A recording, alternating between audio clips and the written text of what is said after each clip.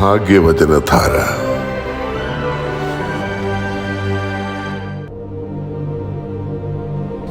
ഭാഗ്യവചനധാരയിലേക്ക് ഏവർക്കും സ്വാഗതം. പ്രിയമുള്ളവരെ, നമ്മുടെ ജീവിതത്തിലെ എല്ലാ പ്രവർത്തന മേഖലകളിലും വിജയം വരിക്കുക എന്നത് നമ്മുടെ എല്ലാവരുടെയും അഭിലാഷമാണ്. നമ്മുടെ വിദ്യാഭ്യാസ രംഗത്തും കലാകായിക മത്സര രംഗങ്ങളിലും തൊഴിൽ മേഖലകളിലും രാഷ്ട്രീയ പ്രവർത്തന മേഖലകളിലും ആത്മീയ ശുശ്രൂഷ മേഖലകളിലും ശ്രേഷ്ഠമായ വിജയം കൈവരിക്കുവാൻ നാം ഓരോരുത്തരും ആഗ്രഹിക്കുന്നു. നാം എവിടെയായിരുന്നാലും ഏത് പ്രവർത്തന മേഖലകളിലായാലും ദൈവം നമ്മോട് കൂടെ വസിച്ച് നമ്മെ കാത്തു പരിപാലിക്കുന്നത് മൂലമാണ് വിജയം കരസ്ഥമാക്കുവാൻ നമുക്ക് സാധിക്കുന്നത്. അത് ദൈവത്തിന് നമ്മോടുള്ള സ്നേഹമാണ്, ദൈവത്തിന് നമ്മോടുള്ള കൃപയാണ്, ദൈവത്തിന് നമ്മോടുള്ള കരുണയാണ് എന്ന് നാം മനസ്സിലാക്കണം.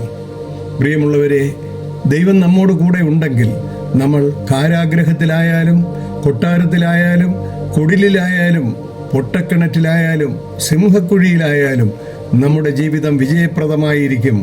അത് മറ്റുള്ളവർക്ക് അത്ഭുതമായിരിക്കും. മനുഷ്യന്റെ വിജയം കർത്താവിന്റെ കരങ്ങളിലാണ്. നിയമജ്ഞന്റെ മേൽ അവിടുന്ന് ബഹുമതി ചൊരിയുന്നു എന്ന് പ്രഭാഷകന്റെ പുസ്തകം 10:5 പറയുന്നു.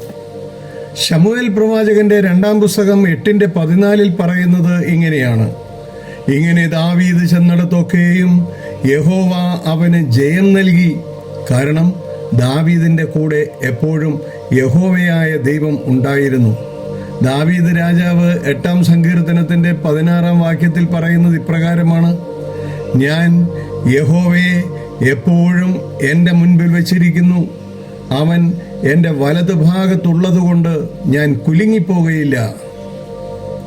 ദൈവവേലയ്ക്ക് വേണ്ടി വിളിച്ച് വേർതിരിച്ച പൗലോസ് അപ്പോസ്തലൻ പറയുന്നത് ഇങ്ങനെയാണ്: 1 കൊരിന്ത്യർ 15-ാം അധ്യായത്തിന്റെ 57-ാമത്തെ വാക്യം: നമ്മുടെ കർത്താവായ യേശുക്രിസ്തു മുഖാന്തരം നമുക്ക് ജയം നൽകുന്ന ദൈവത്തിന് സ്തോത്രം.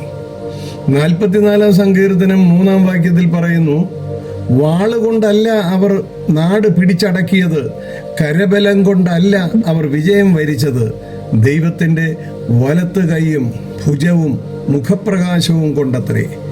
ദൈവത്തിൻ്റെ കൃപയിൽ നമ്മുടെ ജീവിതം വിജയത്തിൻ്റെ സോപാനത്തിലേക്ക് എത്തിച്ചേരുവാൻ ദൈവം നമ്മളെ അനുഗ്രഹിക്കട്ടെ എന്ന് പ്രാർത്ഥിക്കാം.